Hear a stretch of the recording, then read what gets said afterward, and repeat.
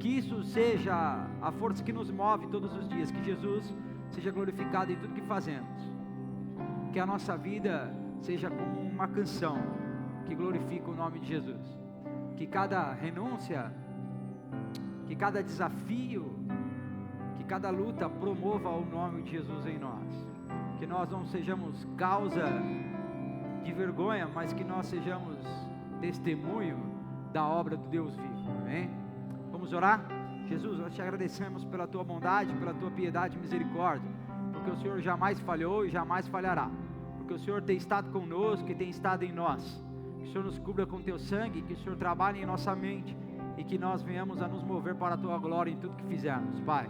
Que o teu nome seja glorificado em cada ação que nós tivemos, que esse momento aqui em que nós nos transicionamos da adoração para a palavra sirva como um marco de memória, como nós sempre fazemos, para lembrar que só um digno de honra, glória e louvor nessa igreja, e esse é o Senhor, hoje e sempre, amém e amém. Glória a Deus. Boa noite, graça e paz. Nós estamos na penúltima, obrigado gente, no penúltimo sermão da série Vivendo a Fé na Prática. Nós passamos aqui algumas semanas usando a carta de Tiago, o irmão de Jesus, para nos estribar, para nos direcionar para uma vida de fé prática. Esse livro é extremamente atual, apesar de ter sido escrito há muito tempo atrás. Fala de demandas e de questões da vida do cotidiano, que serve muito bem para hoje. Talvez você não se lembre de tudo que nós falamos, mas nós falamos a respeito de provações. Quem aqui já passou alguma provação? Nós falamos a respeito de tentações. Meu Deus. Nós falamos sobre ira, e quem aqui não fica irado, não é verdade? Nós falamos sobre preconceito. Nós falamos sobre tantas questões que são imediatas e importantes. E hoje, assim como no domingo passado, nós revisitaremos, daremos continuidade a respeito do tema, e hoje com uma outra abordagem, com uma mensagem totalmente diferente. Nós falaremos a respeito de como vencer nos planos da vida. E para isso nós usaremos o texto que está em Tiago, capítulo 4, verso 13.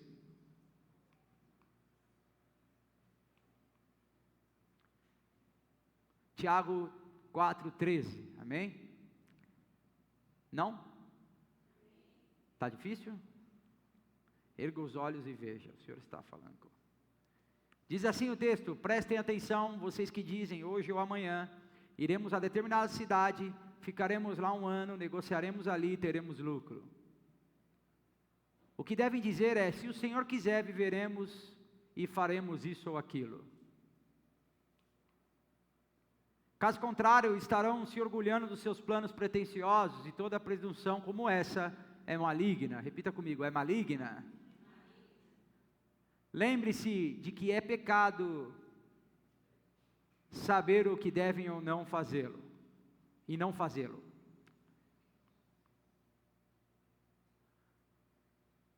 E pode se sentar, por gentileza.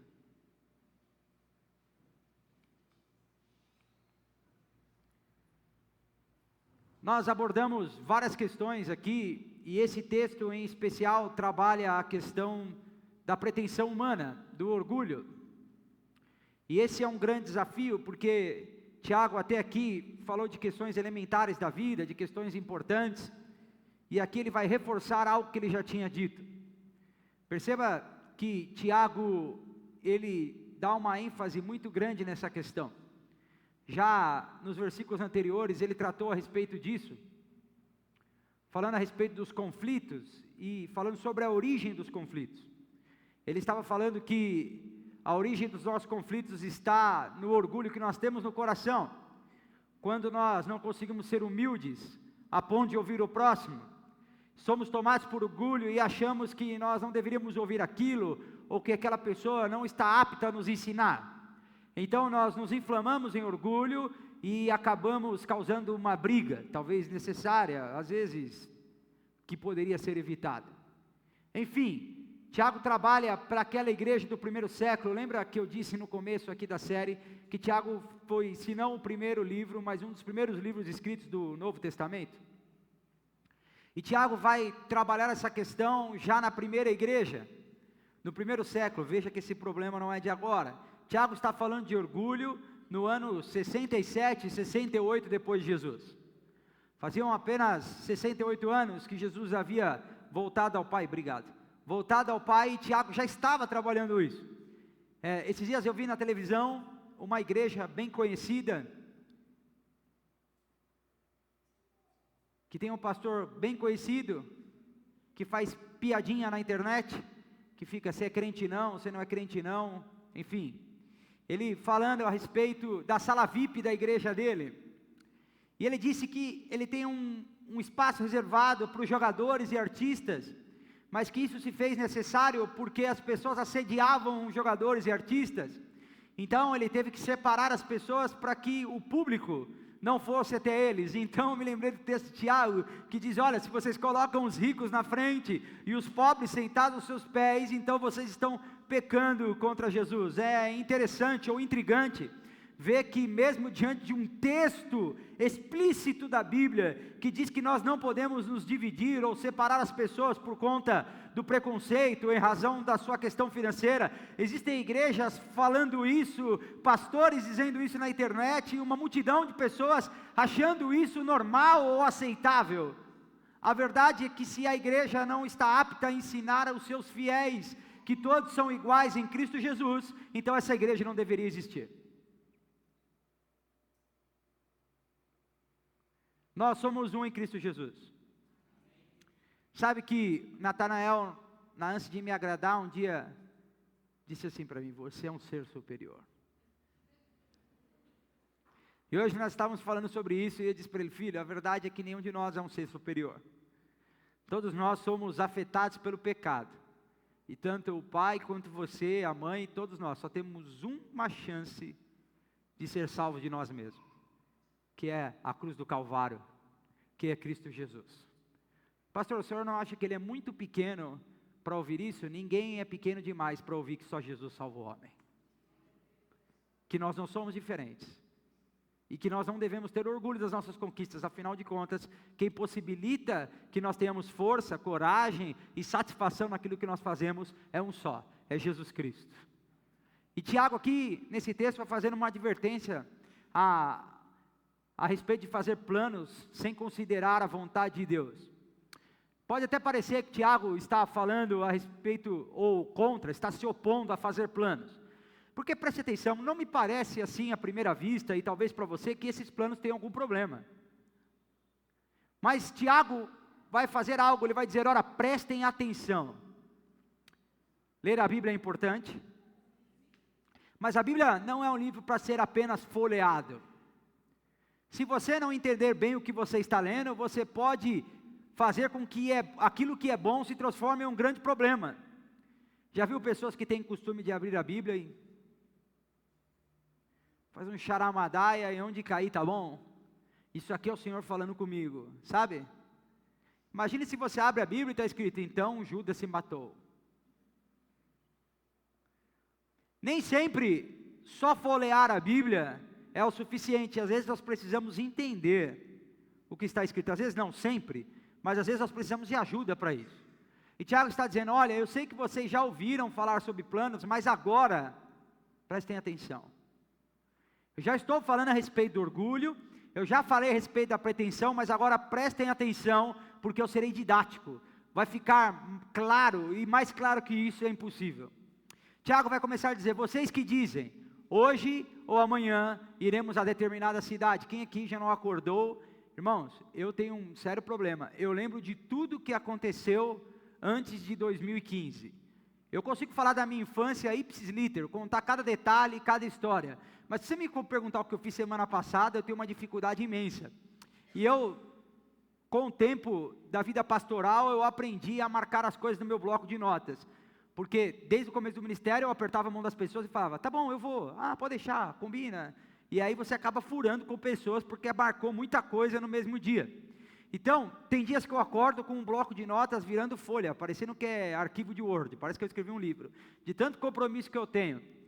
E Tiago não está falando desse tipo de plano, ok? Apesar de parecer cerveja, parece um plano inofensivo. Ele diz, olha, hoje ou amanhã iremos a determinada cidade, ficaremos lá aqui 1 ano. Tem alguma coisa ilícito nisso?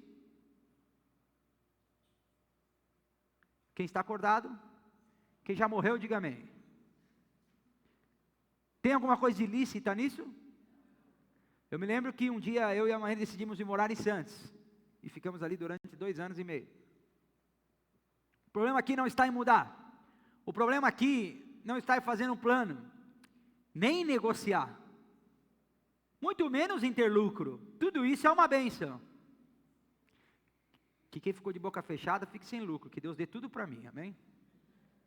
Negociar ali e ter lucro não é uma coisa inerentemente ruim. O problema aqui é que nós estamos... Lembra que eu disse que Tiago usa um artifício? Eu disse isso no começo, chamado diatribe, que é levantar um inimigo imaginário para ficar mais claro.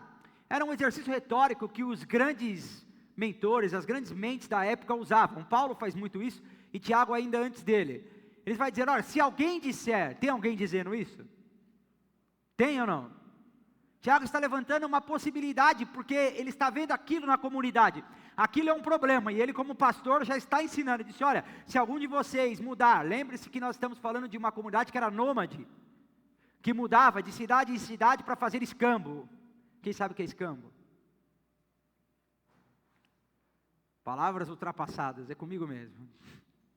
Escambo é troca. Lembra? Quem já viu um filme? Toma uma galinha, pega 2 ovelhas. Talvez uma ovelha por 2 galinhas, mas enfim, eu não sei fazer escambo. Se fosse em real era mais fácil. E aquilo era costume, e Tiago está dizendo, olha, se algum de vocês pretende negociar, pretende sair, não fique por aí dizendo com uma prepotência enorme que você vai fazer, como se o futuro dependesse das suas mãos. Tiago está dizendo, apesar de ser bom fazer planos, lembre-se que quem dita as regras e que determina o futuro é Deus, que ninguém pode escapar dos planos divinos. Apesar de você encher o seu coração de expectativas a respeito do futuro, o único que determina se vai chover ou não, se vai dar certo ou não, como serão os dias de amanhã, é o próprio Senhor. Antes de fazer um plano, ajoelhe-se e diga ao Senhor, que seja feita a tua vontade, assim na terra como é no céu. Lembre-se de considerar o que Deus quer para isso. Eu quero ir para aquele novo trabalho, é bom? Depende. O que você acha que Deus pensaria a respeito disso? Alguém me disse uma vez, pastor, eu recebi uma proposta para trabalhar na Ambev, mas lá a gente vende cerveja. Como se o senhor não soubesse? Eu disse, o senhor acha que eu devo ir? Crente tem essa mania, né? Ele acha que se eu disser que vou ou não vou, vai eliminar o pecado dele. Eu disse, irmão, você está passando fome? Não, eu estou num outro emprego. Eu falei, então para você é errado. Agora, se você estivesse passando fome, não sou eu que vou dizer para você deixar sua família passando fome. Tiago está dizendo, antes de você considerar os planos do futuro, considere qual é a vontade de Deus para isso. Pense no que Deus quer para você. Pastor, o senhor acha que Deus permite eu casar com um católico? Eu não sei, veja o comportamento dele, ele é um bêbado, tem maus hábitos, não tem apego à fé, é um católico meramente nominal. Depende, veja você o que Deus quer. Do mesmo jeito que pode ser um crente nominal. Não fique jogando para Deus, pense no que Ele gostaria e tome uma atitude para a glória de Deus. E eu quero falar de algumas coisas do que não são planos pretensiosos. Repita comigo, planejar não é pecado. Por que você não pode usar essa alegação de Tiago para dizer, por isso que eu vivo assim, pastor, cada dia... Um dia eu recebi um irmão, ele disse, não, eu falei, irmão, mas você precisa planejar, olha quanto você gasta. Ele falou, não, pastor, eu passo o cartão e falo, cada dia é seu próprio mal. Daqui 30 dias o mal te alcançará, pode ter certeza. Quem planeja bem e trabalha com dedicação, prospera. Eu fiz um exercício aqui no domingo, eu não vou fazer, porque quem estava aqui no domingo não vai, imagino eu, não cometerá o mesmo erro. A Bíblia diz, quem planeja e trabalha com dedicação, prospera. Aí domingo eu disse, quem planeja, o pessoal, prospera. A pessoa já quer prosperar sem trabalhar. A Bíblia é clara, quem planeja bem... Está difícil, irmão? Eu não sei aonde criou a ideia de que trabalho é uma maldição. Isso aí é Adão, pastor. Por causa de Adão miserável, a gente tem que trabalhar. Você acha que nós estaríamos aqui de pelado no paraíso até hoje, irmão? Que tipo de plano de vida é esse seu? Tem que trabalhar, irmão. Trabalho é bênção, amém? Amém? O resultado dura pouco, uns 4 dias, mas é bem. Dedicação prospera. Quem se apressa e toma atalhos, fica... Irmão, tem gente que está falido, que está quebrado por uma razão, porque se achou muito esperto, pegou atalhos, fez planos desconsiderando a vontade de Deus, todo o dinheiro que pegou torrou naquilo que não era pão, todo o dinheiro que pegou, se vestiu, bebeu, comeu gordura, teve prazer imediato e torrou, pegou atalhos, o atalho para o prazer, o atalho para a alegria momentânea, o atalho para a satisfação do agora, e aí empobreceu. E aí vem perguntar com a maior cara deslavada, se deve ou não dar dízimo, porque não tem dinheiro. Lembre que se você só não tem dinheiro, porque você pegou atalhos para satisfazer o seu próprio coração. Você quis tanto, que desconsiderou o que Deus queria. Você desejou tanto, que desconsiderou o que Deus deseja. Você foi tão ganancioso, que fechou os ouvidos para aquilo que Deus te orientou. Quem trabalha e planeja bem, prospera. Quem pega atalhos, fica pobre. Outra coisa é que empreender não é pecado. Repita, empreender não é pecado.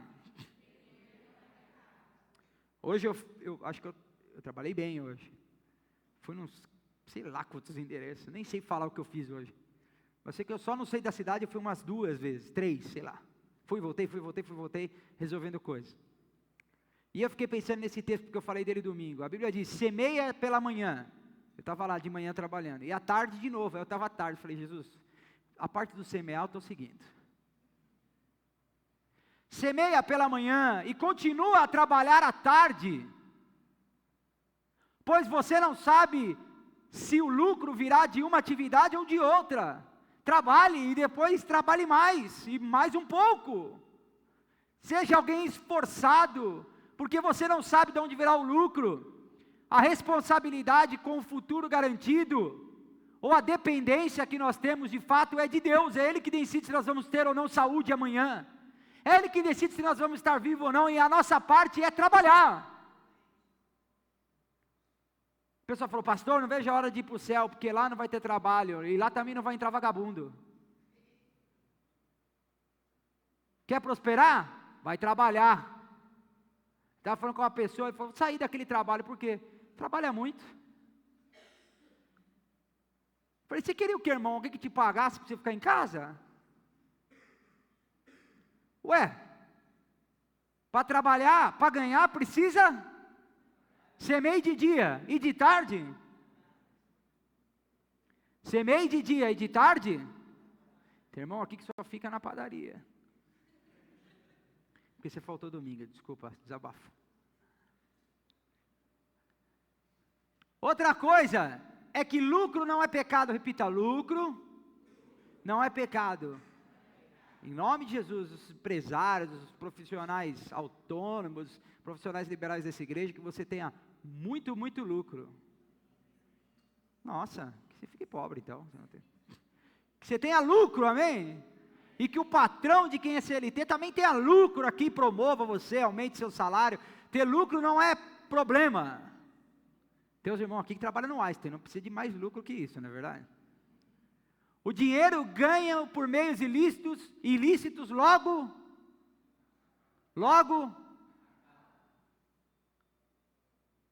a riqueza conquistada com trabalho árduo cresce com o tempo. Tem gente que prospera, tem gente que declina. Porque os seus planos são maus. A Bíblia fala, pedis e não recebeis, em Tiago 4:2, porque vocês pedem mal, para gastar com os seus próprios prazeres. Tem gente que não pode ver um dinheirinho que torra.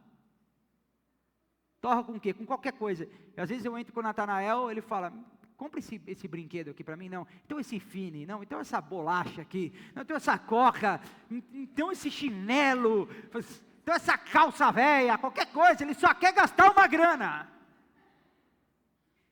Tem gente que não pode ter dinheiro, e não pode ver com ninguém dinheiro, é um consumista contumaz, é ou não é?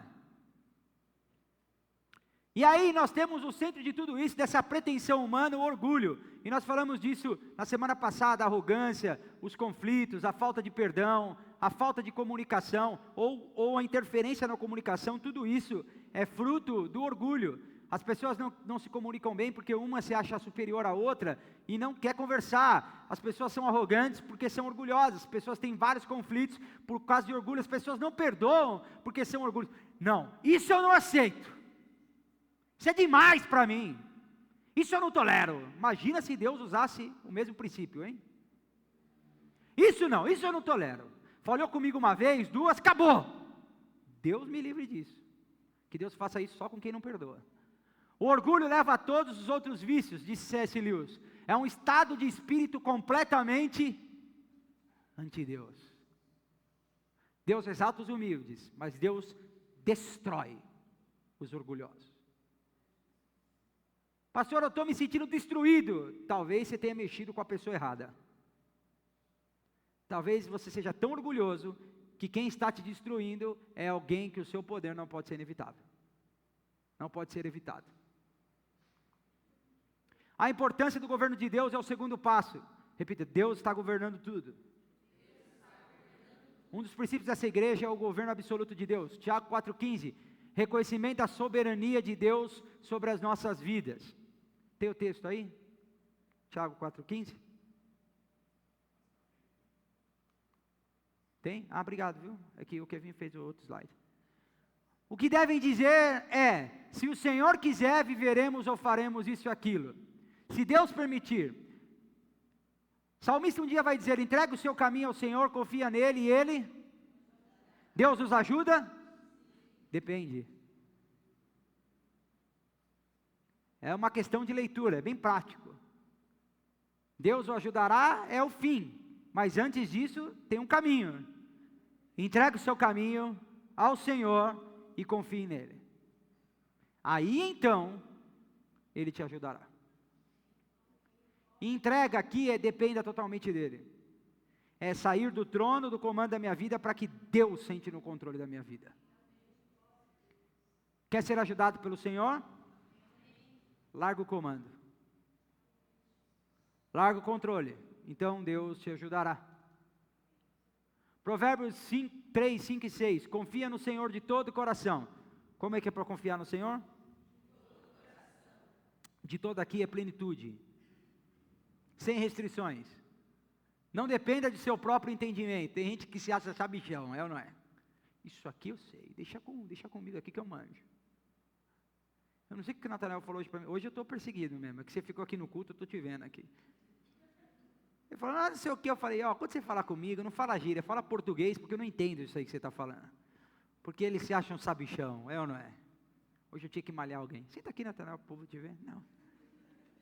Busque a vontade dEle em tudo o que fizer, e Ele lhe mostrará o caminho que deve seguir. Olha, esse é o tipo de texto que a gente fala, não é possível colocar, foi o Kevinho que inventou esse texto e colocou aí. Acabou, isso é invenção. Está lá, busque a vontade de Deus, em tudo o que fizer, e Ele lhe mostrará o caminho. Não é possível que eu já sabia disso e não quis fazer. Nós estamos tomados de orgulho, amém? E nem, às vezes nós não percebemos essas coisas. Deus age quando confiamos e entregamos nosso plano a Ele. Tim Keller. Deus nunca disse que a jornada seria fácil, mas Ele disse que a chegada... Andar com Jesus nunca é fácil.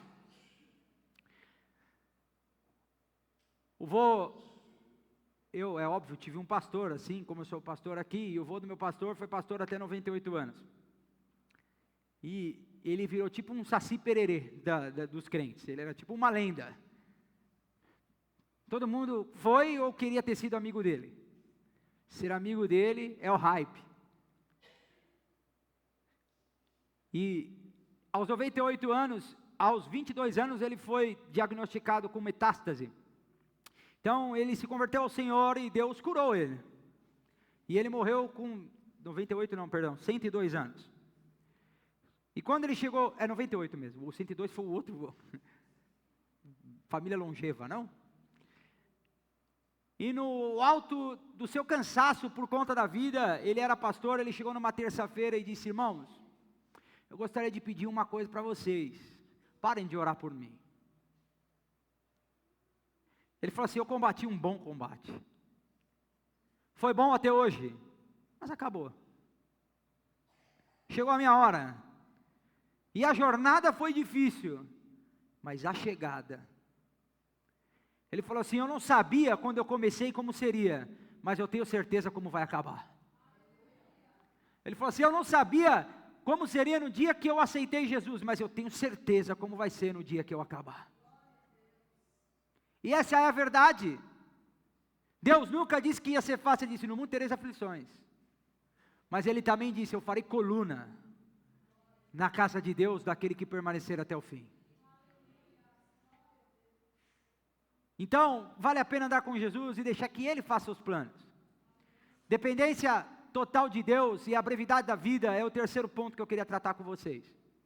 Nós precisamos depender de Deus de maneira total e restrita e absoluta, considerando que a vida é breve, e é breve. É breve? Lembra quando você tinha 12, 13, 14, 15, 16 anos? Eu dei esse exemplo no domingo. Eu me lembro quando eu consegui ficar várias noites acordado. Agora eu já estou começando a ficar com sono. Graças a Deus o culto não é das 22 em diante, senão não ia ter. Eu não ia conseguir pregar. 9h30 eu estou adormecendo. As coisas mudam, a vitalidade se vai, o vigor acaba. E Salomão, no alto da sua inteligência, vai dizer o seguinte: busca Deus no tempo da sua mocidade. Busca Deus enquanto seus olhos não se escurecem e você não tropeça na rua. Busca o Senhor enquanto você tem força. Busca o Senhor enquanto você pode entregar vitalidade e vigor. Ele estava dizendo o seguinte: acerta agora. Ah, pastor, mas eu conheci Jesus depois dos 70. Então é agora, porque com 75 você não vai estar melhor que 70, você concorda? Então o melhor tempo da sua vida é hoje. Nossa, que muito bom. Talvez para alguns não. Lembra quando as pessoas diziam: ah, mas você tem que ver o primeiro amor. Repita comigo: não existe primeiro amor. Só existe amor verdadeiro ou falso. Como assim, pastor? Eu amo Jesus igualzinho no primeiro dia. Eu estou falando de mim. Se um miserável como eu, como dizia Paulo, pode amar Jesus, você também pode. Eu dependo de Deus como no primeiro dia. Então dependa do Senhor. Não há mãos melhor para estar do que as mãos daquele que cuida de nós, amém? Reflexão sobre a brevidade da vida. Como vocês sabem o que será da sua vida amanhã? A vida é como uma névoa ao amanhecer. Aparece por um pouco e logo acaba. Talvez as melhores pessoas que já passaram na sua vida se foram. Eu sempre me lembro conversando com o Natanael, com os meninos do meu tio César. Ele era uma pessoa muito boa. E eu ainda não conheci ninguém que falasse mal dele. A filha dele não tem muitas lembranças a respeito dele. Eu sou um pouco mais velho que ela e me lembro. Para você ter uma ideia da bondade dele, ele no Natal colocava envelopes na árvore de Natal e você tirava e era cheio de dinheiro e o que você tirava era seu. Você conhece alguém que dá dinheiro sem ser o Silvio Santos? Eu conheci. Alguém que não tinha apego nenhum e morreu antes dos 40 anos. Acontece que por mais que nós amemos alguém, por mais que nós amemos viver, por mais que nós façamos planos, existe um fio eterno. E existe um Deus que no simples puxar do fio encerra tudo. A vida passa e você não pode mudar isso. O que você pode mudar é que marca que você vai deixar naqueles que vão ficar. É que tipo de história vão contar ao seu respeito. É que tipo de influência você vai ter. Eu me lembro que o meu avô era uma pessoa muito dura, ao contrário do meu tio César. Mas eu me lembro que quando eu casei, meu avô me levou na padaria, E era muito estranho, eu vou convidar alguém para ir na padaria. Eu pensei até que era uma tocaia. E ele me disse o seguinte: você virou um homem melhor do que eu imaginava. Você é um homem melhor que eu. Que tipo de história que você vai deixar para os seus filhos? O que vão falar a seu respeito? E uma ação prática é priorizar a busca pela vontade de Deus em todos os aspectos da vida. Eu busco, eu amo, só não pode marcar uma festa. Aí, pastor, eu tenho vida social, eu tenho os amigos. Eu busco, só, meu Deus, que não tenha jogo nesse dia. Se o Corinthians jogar, o Senhor que me espere.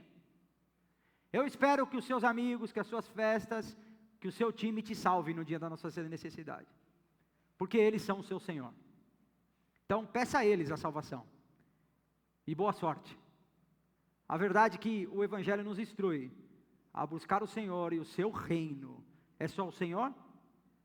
É o Senhor e os assuntos do seu reino, que interessam ao Senhor, em primeiro lugar. Prioridade. Paul Tripp dizia, a graça que nos liberta da busca de autossuficiência, para encontrar a nossa suficiência. Nossa, que ânimo, hein? Suficiência na conta, no time, na alegria, no prazer da vida, é isso? Em Cristo. Conclusão, faça planos, mas priorize a vontade de Deus. Faça planos, junte dinheiro, amontoe recursos, planeje a vida dos seus filhos, invista no estudo. Melhore a sua performance, se capacite para a sua profissão, faça planos, mas entre os seus e os de Deus, fique com os de Deus. Eu me lembro quando eu fui ao seminário, eu disse isso no domingo, e Deus falou comigo, vai estudar. E eu disse, Deus, eu não queria ser pastor. E era tudo um egoísmo, porque eu pensava, pastor é tudo pobre, só anda de carro velho, tudo lascado. Porque as pessoas têm uma falsa imagem de pastor porque vê na televisão, mas é 5, né? Tem 200 mil pastores no Brasil, eles vê 5 e acham que é aquilo. Fica pensando, meu Deus, é muito ruim ser pastor. Fala, Deus, chama outro, põe outro no meu lugar, deixa eu ser, eu quero ser rico, Jesus. Eu não quero ser igual de pastor, estou fora, meu. Porque desonesto eu sabia que eu não ia ser. Então só tinha 2 opções. Ser honesto e passar aperto, e ser desonesto e abandonar a fé. Desonesto eu não ia ser, então qual era a opção que me restava? E eu não queria. Mas eu me lembro de Jeremias no poço, e depois eu me lembro de Jeremias dizer o seguinte ao Senhor, se eu pudesse, eu renunciaria a tudo isso. Mas acontece que toda vez que eu ouço a tua voz, é como um fogo cerrado em meu peito, que queima os meus ossos, que me consome de dentro para fora, e eu não consigo te deixar de fazer isso. Por mais que eu saiba que me custa o poço, a dificuldade, a prova, as tribulações e as dificuldades, vale a pena, porque talvez a jornada não seja fácil, mas o final é para a glória de Deus, e na glória de Deus. Nunca se deve confiar, isso é muito forte, nunca se deve confiar em um plano que não possa ser interrompido pela vontade de Deus. Você nunca deve colocar a sua confiança em um plano que você não está disposto a abrir mão dele por causa da vontade de Deus. Eu fiz um plano, e ai de Deus se discordar, esse não é um bom plano. Segundo, reconheça a brevidade da vida e a soberania de Deus. A vida é breve, e diante dessa informação, tudo que nos resta é depender do Senhor. Tudo que nos resta é esperar que Deus nos conserve, amém? Terceiro, encontre a verdadeira felicidade em servir Deus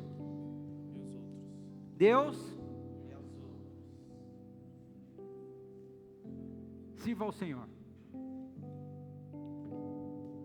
E ninguém pode ser feliz sem servir ao Senhor. E ninguém pode servir ao Senhor sem não servir ao próximo. Veja, você não pode ser feliz se Jesus não for sua prioridade.